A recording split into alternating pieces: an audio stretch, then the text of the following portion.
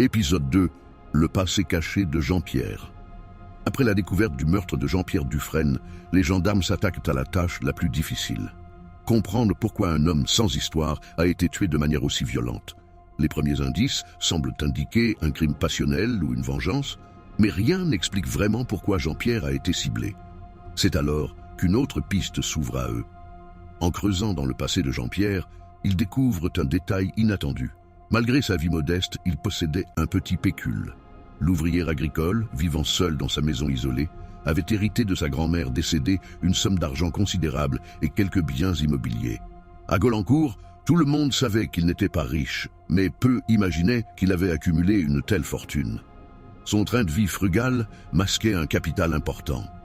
Les rumeurs commencent à circuler. Jean-Pierre aurait-il été tué pour son argent? Les enquêteurs s'interrogent alors sur l'entourage du défunt. Qui savait pour sa fortune cachée? Ce célibataire discret aurait-il attiré des convoitises sans le savoir?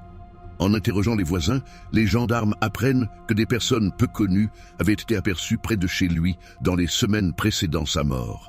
Des visages inconnus qui s'attardaient autour de la maison de Jean-Pierre. Est-ce que des gens en savaient plus qu'ils n'en laissaient paraître?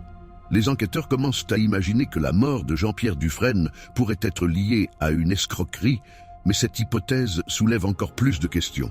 Mélanie, la mystérieuse jeune femme qu'il avait récemment rencontrée, semble de plus en plus importante dans l'enquête.